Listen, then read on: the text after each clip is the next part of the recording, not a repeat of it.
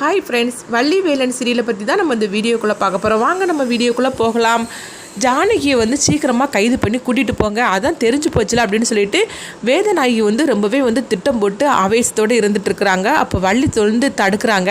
நான் சொல்கிறத கேளுங்க, அவங்க தப்பு பண்ணியிருக்க மாட்டாங்க. அப்படிங்கும்போது கைகளமாக மாட்டிக்கிட்டா இதுக்கப்புறம் என்னத்தை நீ தடுக்க வேண்டியது இருக்குது, அவளை சீக்கிரமாக கூட்டிகிட்டு போங்க அப்படிங்கவும் உடனே வந்து பார்த்தோம்னா அவங்க ஜானகியை அழைச்சிட்டு போகிறதுக்காக வரும்போது கரெக்டாக வந்து வேலன் வந்துருந்தாங்க. வேலனை பார்த்ததுமே கரெக்டாக வந்துட்டியா வேலை அப்படின்னு சொல்லிக்கிட்டு வள்ளி சந்தோஷப்பட்டுட்டு இருக்கவும் உடனே வேலன் வந்து சொல்கிறாங்க, ஜானகி அம்மா மேலே எந்த தப்புமே கிடையாது, அதுக்குள்ள ஆதாரம் என்கிட்ட இருக்குது அப்படின்னு சொல்லிக்கிட்டு அந்த ஃபோனை காட்டுறாங்க. அந்த ஃபோனில் வந்து என்ன இருக்குது அப்படின்னு சொல்லி அவங்க வந்து வேதநாயகி ரத்தினவேலு எல்லாருமே கேட்கவும் வந்து வேலைன்னு சொல்கிறாங்க, இங்கே பாருங்கள், ஜானகி அம்மா தான் வந்து இவங்களுக்கு ஃபோன் பண்ணி இருக்கிறதா இருந்தால் இந்த ஃபோனில் வந்து அவங்க நம்பர் இருக்கணும்ல, அந்த நம்பர் இருந்துச்சுன்னா நீங்கள் சொல்கிற மாதிரிக்கு நானும் ஒத்துக்கிட்டு தான் ஜானகி அம்மாவை இவங்க அழைச்சிட்டு போட்டோம்.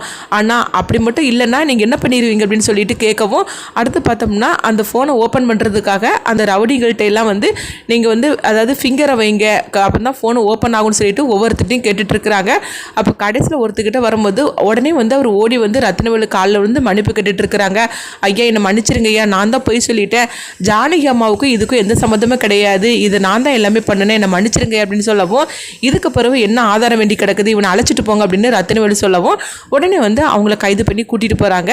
அடுத்து இதை கொஞ்சம் கூட எதிர்பார்க்காத வேதநாயகி வந்து அதிர்ச்சி அடைகிறாங்க. அப்போ வந்து வேலன் கிட்ட வந்து ஜானகி சொல்கிறாங்க, அதாவது நீ நல்ல வேலையாக வந்து என்னை காப்பாற்றிட்ட, அப்படி இல்லைன்னு வச்சுக்கோங்க நான் தான் தப்பி பண்ணிட்டேன்னு சொல்லிக்கிட்டு எல்லாருமே என்னை நினச்சிருப்பாங்களா அப்படிங்கும்போது, அம்மா நீங்கள் ஒன்றும் கவலைப்படாதீங்கம்மா, நான் இருக்கும்போது நீங்கள் எதுக்காக கவலைப்படுறீங்க, நீங்கள் தப்பு பண்ணியிருந்தா தானே கவலைப்படணும், உங்கள் மேலே தான் எந்த தப்புமே கிடையாதுல்ல, ஆனால் இது யார் பண்ணியிருப்பாங்கன்னு எனக்கு தெரியும், அது கூடிய சீக்கிரத்திலே நான் ஆதாரத்தோடு நான் நிரூபிக்கிறேன் அப்படின்னு சொல்லவும் இதை பார்த்துட்டு ரத்தினவேலு வந்து அவங்க எதுவுமே பேசாமல் அமைதியாக போகிறாங்க.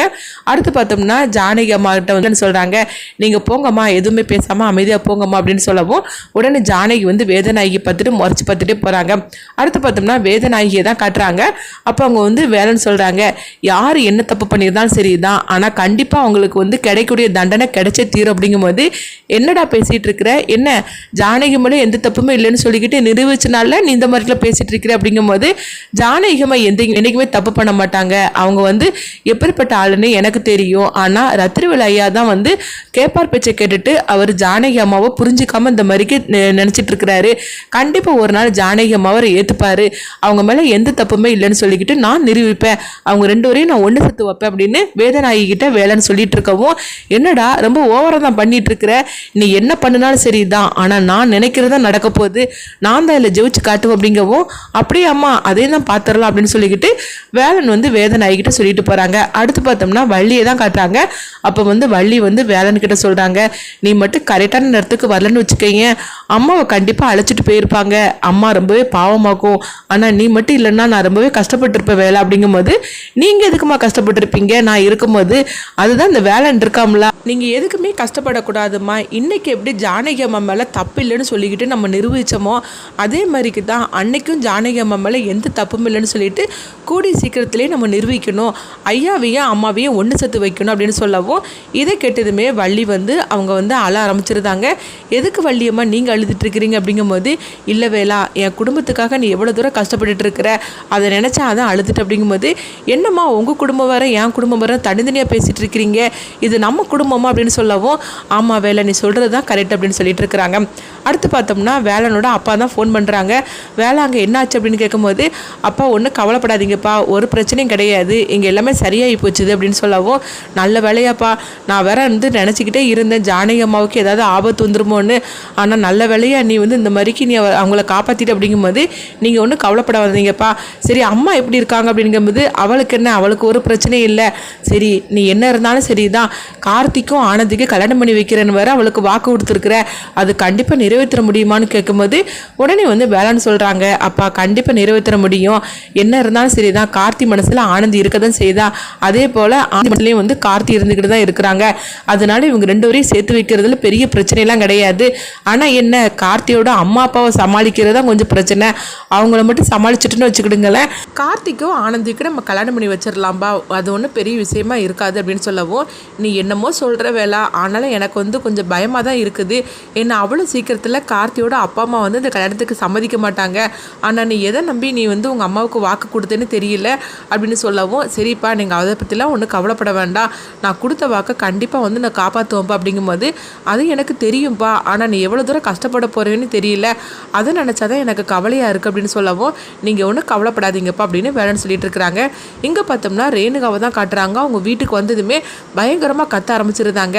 எப்படியாவது ஜானகி உள்ள தள்ளிடலான்னு சொல்லி நினச்சோம், ஆனால் கடைசி நேரத்தில் அந்த வேலன் வந்து இந்த மாதிரிக்கு தடுத்து நிறுத்திட்டான் அப்படின்னு சொல்லிக்கிட்டு அவங்க ரேணுகா வந்து அவங்க அப்பா மட்டும் கத்திக்கிட்டு இருக்கவும், உடனே அவங்க அம்மாவும் சொல்கிறாங்க, இந்த வேலன் மட்டும் இல்லைன்னு வச்சுக்கோங்க, அந்த ஜானகி உள்ள தள்ளி இருக்கலாம், ஆனால் இப்படி நடந்து போச்சம்மா அப்படின்னு சொல்லும் போது, சரி அதுக்கு என்ன, இன்னொரு இதில் அவன் மாட்டாமையே பேரப்போறா, அதுக்காக நான் சும்மா இருக்க மாட்டேன் அப்படின்னு சொல்லிட்டு இருக்கும்போது, அப்போ கார்த்தி வந்து ஆனந்தியை பற்றி நினச்சிட்டு இருக்கிறாங்க.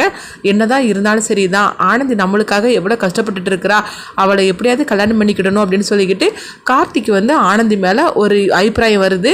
உடனே வந்து இங்கே பார்த்தோம்னா ரேணுகா வந்து கார்த்திகிட்ட போய் பேசுகிறாங்க.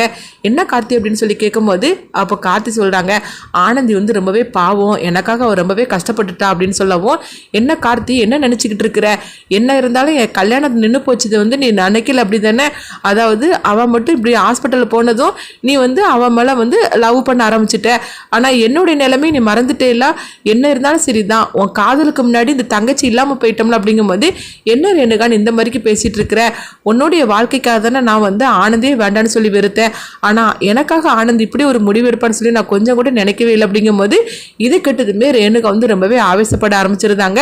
என்ன கார்த்தி என்ன நினச்சிக்கிட்டு இருக்கிற, என்ன இருந்தாலும் சரி தான், அந்த வேலை எனக்கு செஞ்ச துரோகத்துக்கு நீ வந்து இவனா ஆனந்தி மேலே இந்த மாதிரிக்கு பரிதாபப்பட்டு இருக்கிறியா அப்படின்னு சொல்லவும், இங்கே பாரு என்ன இருந்தாலும் சரி தான், வேலைன்னு தான் துரோகம் பண்ணுனா, ஆனந்த் என்ன பண்ணுனா அப்படின்னு கார்த்தி கேட்கவும், இது கேட்டதுமே ரேணுகா பயங்கரமாக கோவப்பட ஆரம்பிச்சிருந்தாங்க. அடுத்து என்ன நடக்க போகுதுன்னு சொல்லி நம்மளும் வெயிட் பண்ணி பார்க்க